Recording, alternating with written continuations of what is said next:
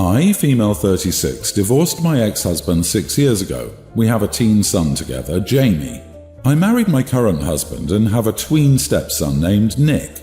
Jamie and Nick are close and get along most of the time as well. Nick depends on Jamie in many things like helping him do homework, fix and organise his toys, cleaning his room, etc.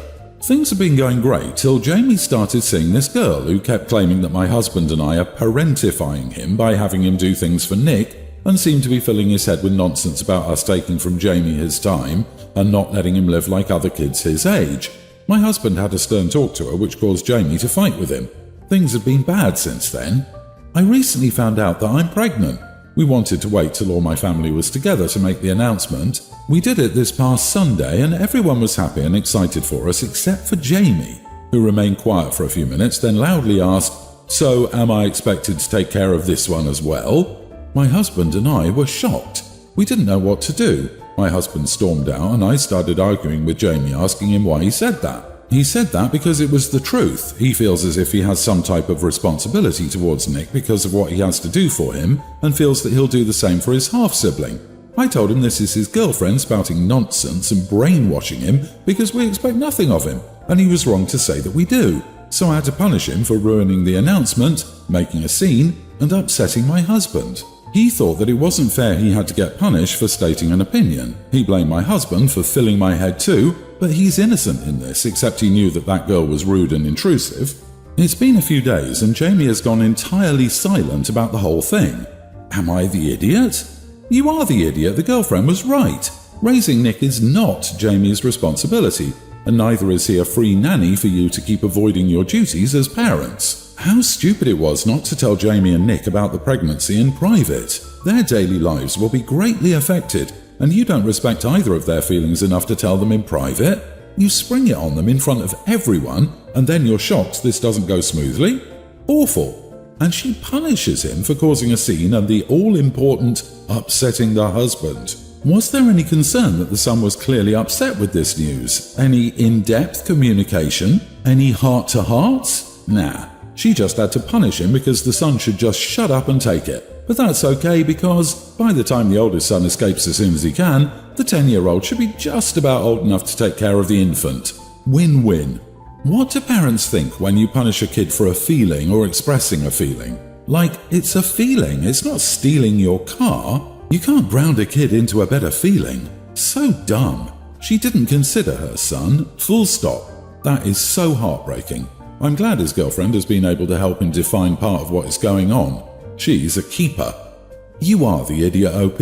Why haven't you taught your tween how to put away his toys or clean his room on his own? It sounds like there's more to what you're disclosing, and that Jamie only realizes that you've pawned off as many of your parental duties to Nick onto him. Your son is right. Helping his brother clean and doing his homework shouldn't be his duty. It's yours and your husband's, and he's right to be upset seeing himself become a free babysitter for your new one. They're too busy making new babies, LOL. OP, your husband acted like a juvenile. Stormed out? Please. Your son has a legitimate concern, and you and your husband didn't like being called out on it. Don't be surprised the day Jamie turns 18 and moves out, but you'll blame the rude and intrusive girlfriend for that too.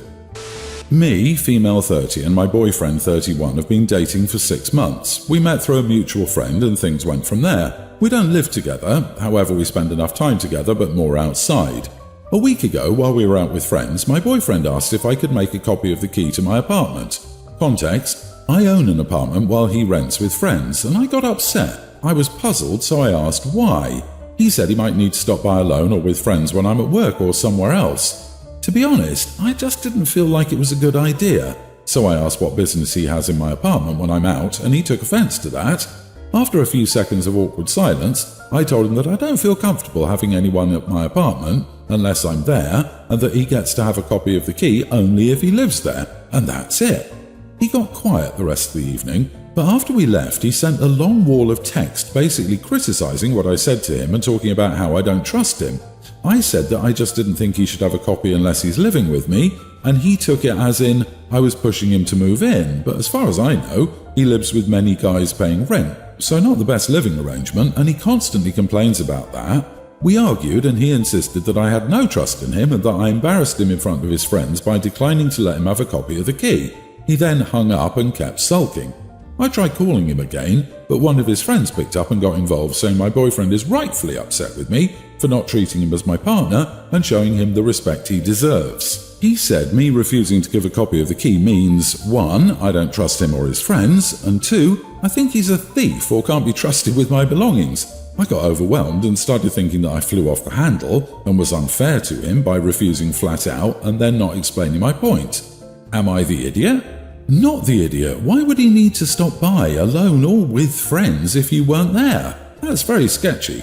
The fact that he keeps pushing is extra sketchy. It sounds like he wants to use your place as his backup hangout spot since he has a bunch of roommates. He's 100% got plans for her place and is too invested in them. It definitely sounds like there's peer pressure behind it somewhere. Maybe one of his friends wants to use it for hookups. Probably also they want to use it to party. I would bet if he had a key it would get trashed all the time.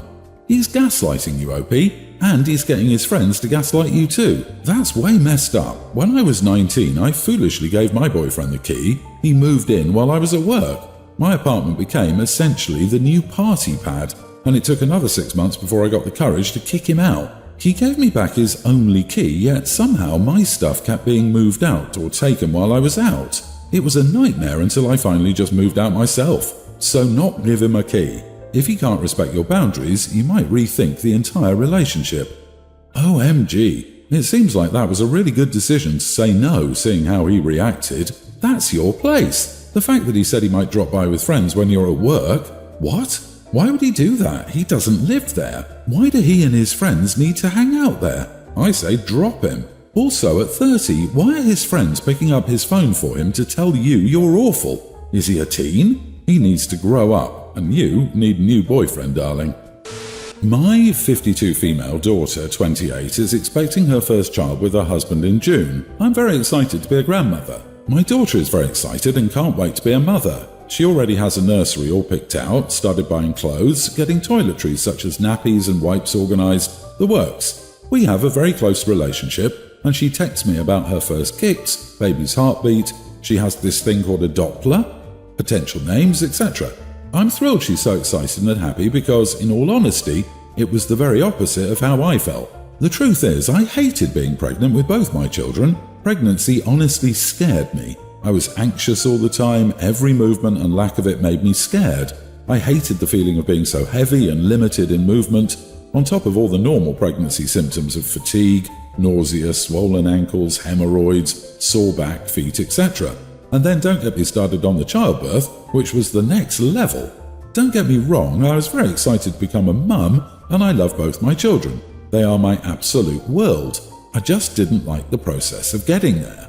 She bought one of those baby memory books and has already started by putting some photos of her bump and ultrasound photos in them. For fun, she dug out the baby books I had for both her and younger brother, and we looked through them for a trip down memory lane. For both books, I started at the newborn stage. The pages for 20-week bump and first ultrasound, etc. are blank for both. My daughter asked why this was the case. She always thought maybe it was the lack of technology of the time. For you young'uns out there, yes, we did have cameras and ultrasounds in the 90s. When I told her the truth that I hated being pregnant, it made me scared and anxious, and I didn't want any memories of it.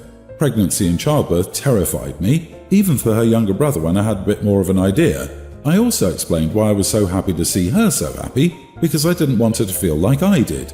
She got very quiet and didn't seem very engaged the rest of the time looking at the books. When she left to go home, she seemed a bit distant. Later that night, my son-in-law called me to say my daughter was very upset about what I said. Apparently, I made her feel unwanted, like she was a burden to bear. I was shocked and upset to hear that myself because that was the opposite of how I felt, and told my sister-in-law that. I explained I loved my daughter and her brother very much, and I wouldn't trade them for the world. I just didn't like being pregnant, but that doesn't mean my child wasn't wanted. My sister-in-law understood, but still said my daughter was upset. Am I the idiot for confessing my feelings? I felt very guilty, and the last thing I wanted to do was stress my pregnant daughter out, a time when stress and feeling upset need to be kept to a minimum. Not the idiot. I think the disservice that women have done to each other is not being honest about pregnancy. We've created an environment where women feel as if they're horrible human beings if they don't enjoy their pregnancies. Pregnancy can be extremely difficult and uncomfortable. Some people are fortunate to feel that their pregnancies were all butterflies and rainbows, but that's not everyone's experience. Being honest about not enjoying your pregnancies doesn't mean that you don't love your child, or that you wouldn't have done it all over again just to get the result of having them. Your daughter asked you a question, and you were honest with her. You are the idiot. You dumped a whole lot of knowledge on your daughter at a really inappropriate time. This was not the time for it. Your daughter is also probably somewhat scared and somewhat emotional. She's excited as well, and this is a really happy time for her. You basically crapped all over that. If you truly felt the need to share this with her, which I don't see why you did, maybe share it after she gets through her first pregnancy experience, okay? I'll ask you this. What benefit did you see for your daughter in learning about how much you hated and feared pregnancy and childbirth? How did you hope she would feel after you shared this with her? I'm assuming you thought this would be beneficial for her somehow, but I can't see exactly how. I'm a 24-year-old female and I lived with my friend Amy before I found a better apartment that I could pay for myself. I went to a brunch with Amy a few weeks ago and we talked about work and finding jobs for our degrees. We have the same degree and went to the same school together, which is how we met, and that's why we lived together for some time. Well, Amy talked about this interview for a position at a company that had a few spots open that fit our degree and what we wanted to do. She suggested that it would be great if we both applied and it would be awesome to work together, and I agreed. Well, later that day I looked up what she was talking about and applied for the job and got an interview the next week. I texted Amy and she just sent me a thumbs up emoji and that was it. So I got to the interview and I nailed it. They loved my entire resume and everything I'd done since graduating. After that, I went to the company coffee shop where I met a guy who works in a similar field to mine, and I'm hoping we become something serious. 2 days later, I had dinner with Amy telling her that I got the job and how I smashed the interview and about the new guy. Well, Amy then angrily tells me how I need to shut up and swiped her dream job away from her. She told me she'd already told everybody about the job, and then the company called her back saying she wasn't what they were looking for anymore. She basically had the job until I came and ruined everything, and she was supposed to meet the guy of her dreams, and instead I took that from her. I told her that it was her idea that I applied, and she said she was only joking. She then left the dinner and texted me after that I was an idiot and I needed to give up my job position to make this better. Am I the idiot? Edit. I wasn't aware she didn't get the job until after she yelled at me. She also didn't say it in a joking manner. We were seriously talking about us working together. There were also 4 positions open. Not the idiot. This reads like high school drama. It sounds like Amy was never offered an interview. She didn't match the criteria and was likely passed over for you. That means she never had a chance at this job in the first place. If there's anything I've learned, a mature and good friend will encourage you no matter what, and you in turn encourage them. That way, if anything goes wrong, you're there to help one another find a better option. Your friend seems to think that she was offered a job and then you interviewed, and her spot was offered to you instead. That's not how recruitment really works. If they filled the role, they don't keep looking. That takes time and resources that can be better spent on other things. Congrats on the new job. Live your life, be successful, and forget about her. Agree. She's upset she didn't get the job and jealous of OP. That guy may not become OP's boyfriend, so that's a silly thing to freak out over. OP, enjoy your job. Give Amy the space to get her balance back and maybe apologize to you for her jealous, over-the-top response. Ignore her inappropriate request to sabotage your success to make her feel better. My son is a 6th grader and I guess he's popular. Next week Friday, his school is having a pep rally. They'll have activities like calling up students to play games against the teachers and handing out awards. One of the activities will call up the socially popular kids for an impromptu dance-off.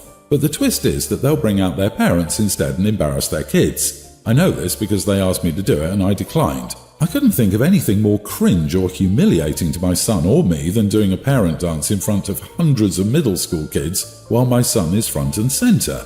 Although I declined, my son's mom, my ex, agreed. She thinks it will be the funniest thing ever. Yes, our kid will be embarrassed, but we'll think it's cool and funny and remember it fondly. We are not on the same page on this. Her whole thing is that it's not even my business, and how it's not any different than when I hug him goodbye in front of his friends. Because he lets me. We do have split custody and I have him next week, so I thought about pulling him out early to do something fun and avoid the pep rally. I tell my ex after, but before the event, so she has time to make up an excuse to save face. I'm not asking my son's input because I don't want him to feel like he's picking sides. Oh, and the song they were going to use was even worse, but they changed it after I complained. So, am I the idiot? You are the idiot. So your concern is about embarrassing your son, and you are not asking him for his opinion. Your idea is to take the kid away without telling his mom, who would be waiting for her child, excited for the whole thing. In what world do you think it's an okay thing to do to either your ex or your son? I'm curious whether it's always my way or no way with you. Here's an idea. Have a talk with your kid and ex with everyone present. Maybe he'll think it's funny, maybe he won't. But you making a unilateral decision about this will cause unnecessary problems with both your child and your ex. It definitely feels petty, rather than coming from a place of concern. It also feels like OP is projecting how he would be embarrassed if his parents did this and imposing that on his son. Oh, the horror! It's one dance. Also, middle schoolers get embarrassed over lots of things. So why is OP making this a big deal? Huge and controlling idiot. You are the idiot. So many people have mentioned that it sounds like you don't want to do it, so you'll pull him out to avoid it. But there's more. But if you do pull him out, you're also denying him a bonding moment with his peers. And afterward, kids are going to talk about this, so this is probably going to be something that those kids talk about for a while, and any time it'll come up, the only thing he can add to the conversation is, "Oh, my dad pulled me out of the rally, so I wasn't there."